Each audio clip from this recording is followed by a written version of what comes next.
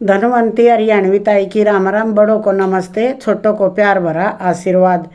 मैं ठीक हूँ, आशा करती हूँ आप सब भी ठीक होंगे। और सुनना थोड़ी सी, आज का ज़माना थोड़ा सा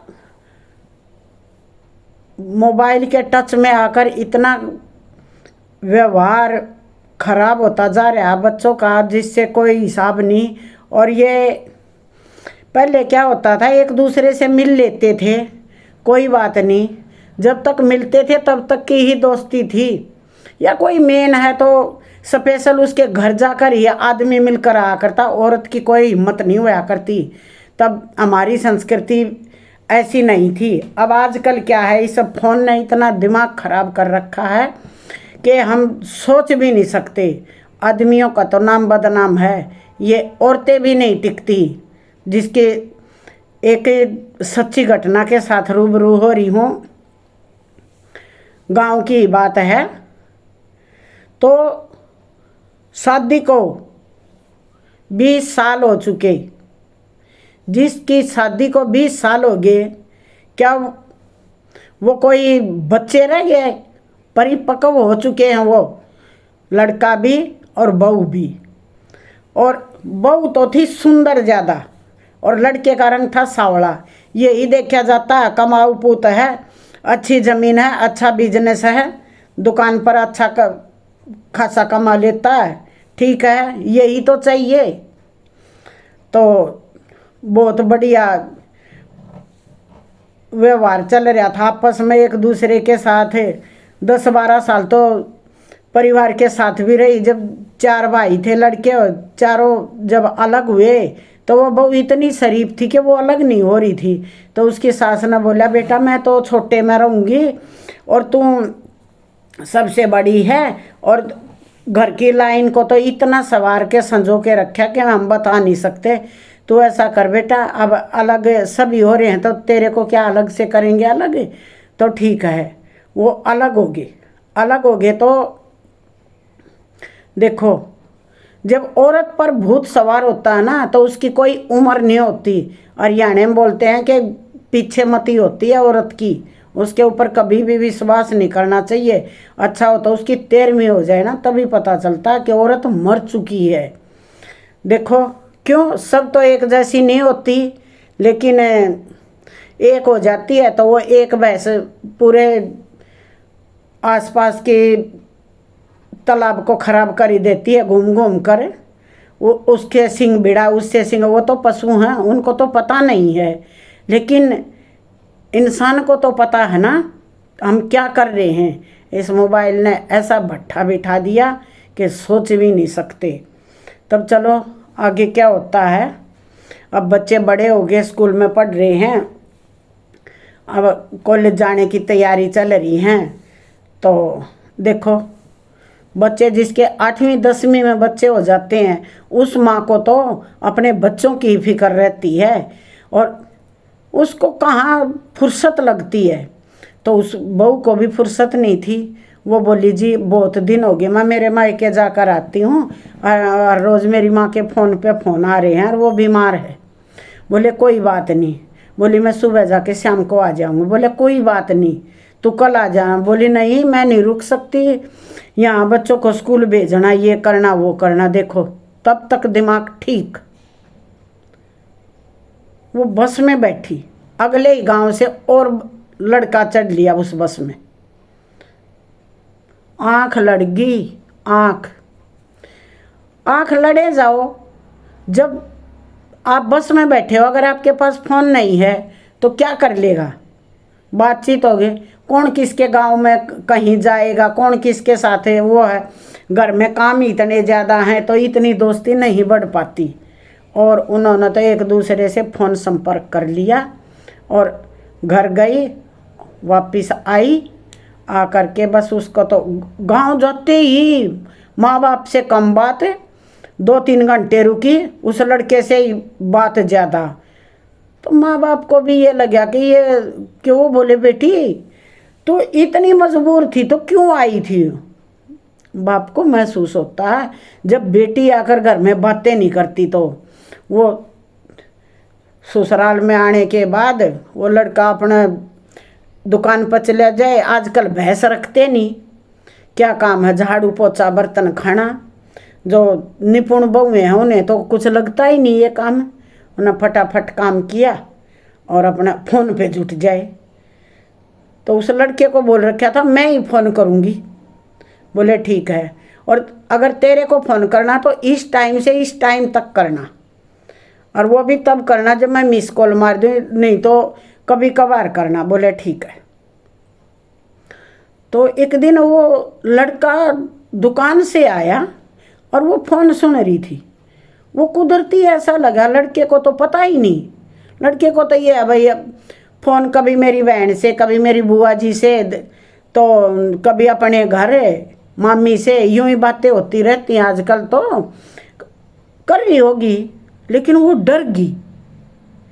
वो डर गई तो लड़के को शक हो गया। लेकिन वो बोले कि ये डरी क्यों। उसने सोचा कोई बहुत बड़ी दिक्कत होगी, और किसी ने, बहन बुआ ने बोल दिया होगा कि भाई तू बताना नहीं बात है, और अभी इसने देगा पूछेगा किसका फ़ोन था, पूरी बात बतानी पड़ेगी। तो सोचा कोई नहीं, औरत जाता है बात नहीं पचती, बता देगी अपने आप, तो कोई बात नहीं। वो फिर 1-2 बार 4 बार ऐसा ही हुआ। उसने एक दिन शक हो गया कि ये फ़ोन पर ज़्यादा रहती है। तो उसने दुकान घर से गया और जाते ही उसके पास फ़ोन किया तो उसका बिजी आ रहा। थोड़ी देर बाद फिर फ़ोन किया, फिर बिजी आ रहा। तो उसका शक थोड़ा थोड़ा यकीन में बदलने लग गया कि ये हो ना हो कोई, उस दिन वो जो ये डरी थी कोई दिक्कत है। फिर लड़का समझदार था, उसने सोचा मैं भी कितना पागल हूँ, देखो 20 साल शादी को हो गए और मैं क्या सोच रहा हूँ, ना कहीं घर से बाहर नहीं जाती, कोई दिक्कत नहीं है। एक दिन कुदरती उस का लड़के का फ़ोन आ गया और उसने काट दिया बहू ने। वो बोला किसका फ़ोन था। बोली किसी का नहीं। बोले बता किसका फ़ोन था। बोली नहीं। उसने बोला मेरे को फ़ोन दे। तो उसने फ़ोन दे दिया। फ़ोन दे दिया तो बोली ले आई मेरा फ़ोन वापस दे। बोला ना। तो वो फ़ोन को लेके और खाना खा कर वापस दुकान पे आ गया। आकर उसने उस फ़ोन को अपने उस पर फ़ोन में नंबर ले लिया और उसी बहू के फ़ोन से ही फ़ोन किया। तो हेलो करया उसने, उस लड़के ने बोलिया नहीं, वो नहीं बोलिया। तो उसका शक बिल्कुल विश्वास में बदल गया, यकीन हो गया पक्का हो न हो कोई दिक्कत है। फिर सोचा मैं भी वैसे ही दिक्कत कर रहा हूँ, अपने फ़ोन से फ़ोन किया। तब उस लड़के से बात की। बोले भाई क्यों मेरा घर उजाड़ा, हम न तो बड़े बड़े हमारे 8वीं 10वीं बच्चे हो रहे हैं, तू हमारे घर का नाश क्यों करने लग रहा है। और तू संभल जा भाई, या बातचीत होया करें तो बस में बैठ गए एक दूसरे के पास सीट पर, तो यो थोड़ा ये है कि तू जो मैं पीछे ही लग ले। लड़का बोला भाई साहब मैं नहीं, वो नहीं पीछा छोड़ रही। बोले अच्छा। तो बोली कोई बात नहीं।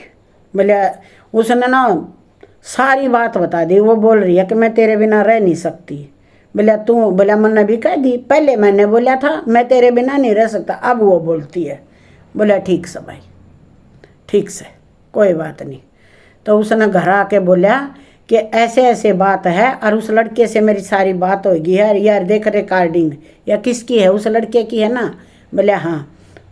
तो देख ले। वो बोली इतना पता तो चल ही गया, देखो ढीठता की हद होती है। वो औरत बोली तेरे को पता तो चल ही गया, अब मैं डरने वाली नहीं। जा बोले तेरे माँ बाप को बता। बोले बता दे क्या है, उसके बिना मैं रह ही नहीं सकती। अब हम तो दोनों आपस में मिल ही चुके हैं, हम नहीं रह सकते अब एक दूसरे के बिना। क्या सोचता है, दुकान पर चला जाता, मिलते नहीं, हम तो मिलते हैं। बोले ठीक है। बोले कोई बात नहीं तुम मिलते हो। उस लड़के ने सोचा घर बिगड़ जाएगा, बच्चे जवान, गांव में परिवार में रिश्तेदारी में बदनामी होगी। और हाथ जोड़ लिए, बोले मैं तेरे पैर पकड़ूं, कोई बात ना, तू अपना घर बसा ले, उससे भी बोल लिया कर तो अपना रह ले। देखो आज का लड़का कितना मजबूर हो चुका है, इस फोन ने कितना बंधन बना दिया। बोली नहीं। बोला ठीक है।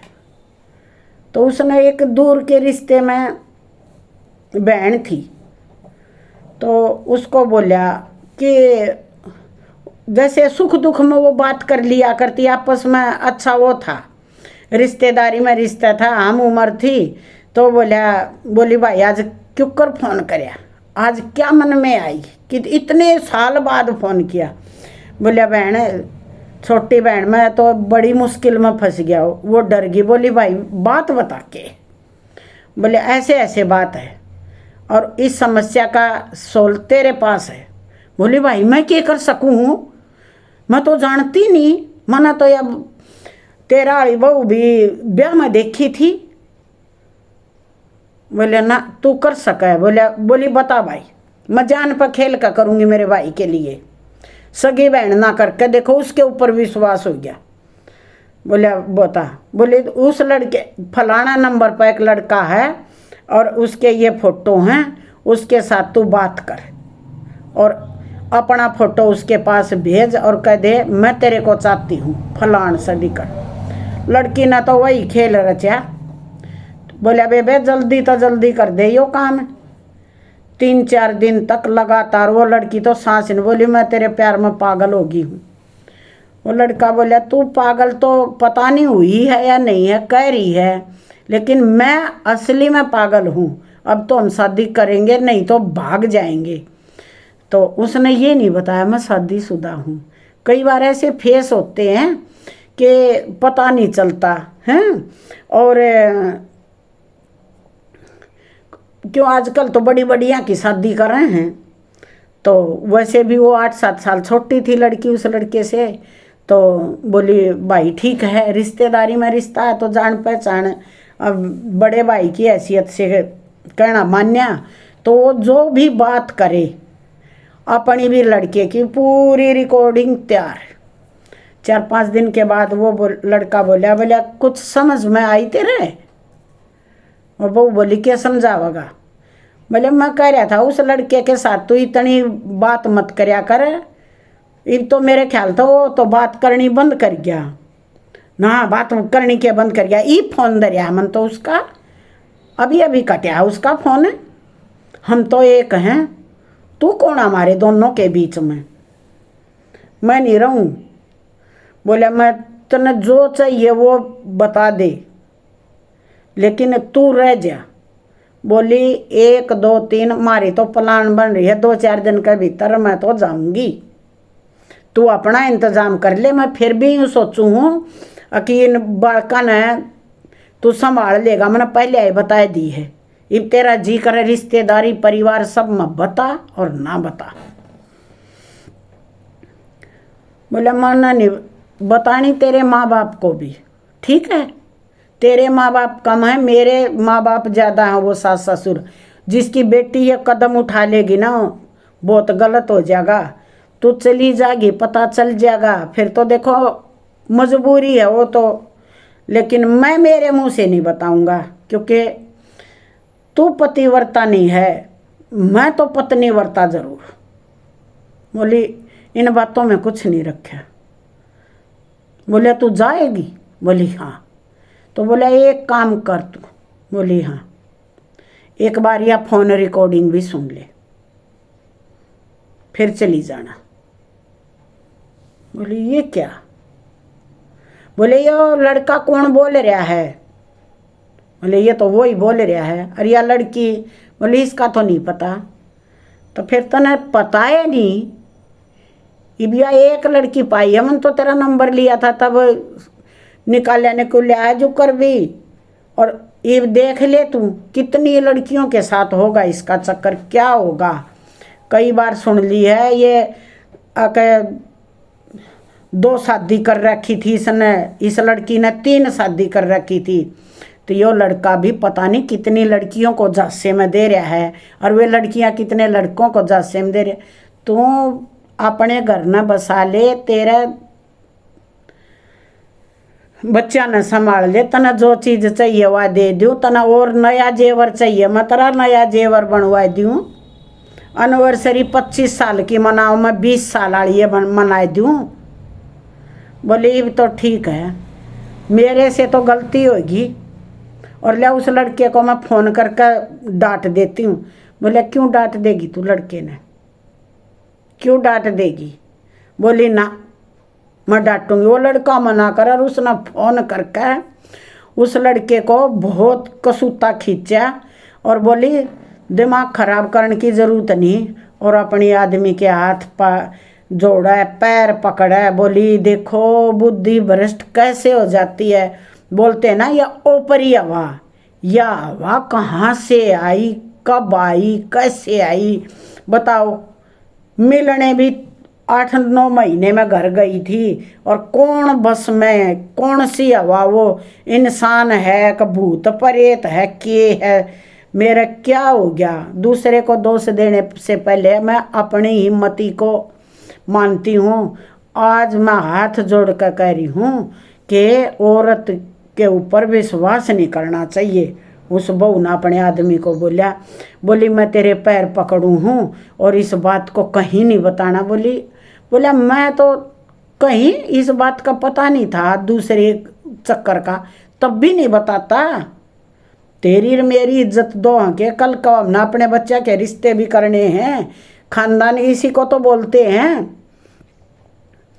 बोले तूने 20 साल इतना अच्छा निभाया, तभी तो बोली विश्वास रखना ही मेरे ऊपर। बोले देख मैं तेरे ऊपर पूरा विश्वास मेरे को है, तभी तो मैंने इतनी तेरे साथ जीराबाजी की, हाथ जोड़े। तू मेरे भाई माँ बाप बहना के बीच में भी रही, कभी चूँकि आवाज़ नहीं आई, काम से काम है। और अब सुबह का भूलिया शाम को घर आ जाए तो उसको हम भूलिया नहीं मानते।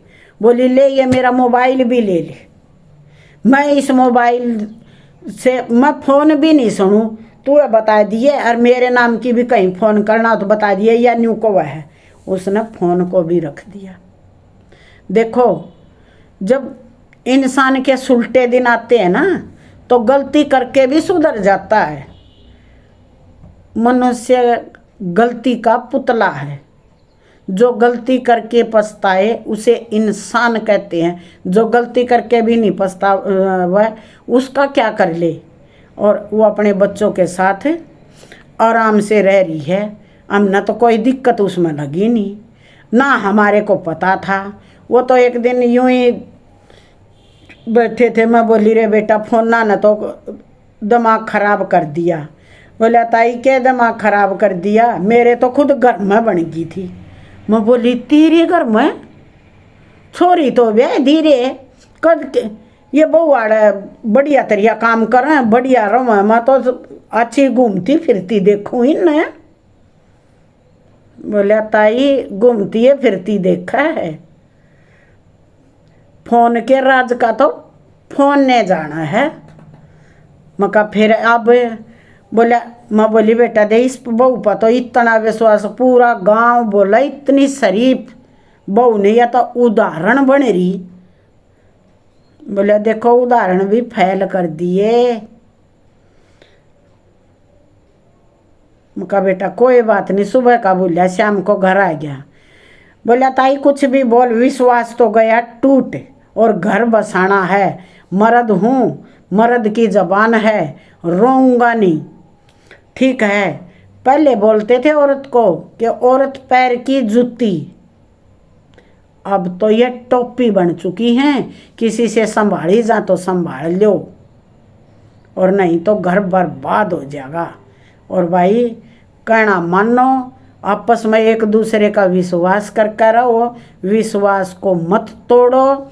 और वो बोलते हैं घर खीर तो बार खीर, अगर घर में शांति है तो ठीक है, नहीं तो वो बहू अगर उस लड़के के साथ चली जाती, कहाँ लेकर जाता, वो घर से सारा माल जेवर सब कुछ लेकर जाती, उसने 10-5 दिन रख कर छोड़ देता,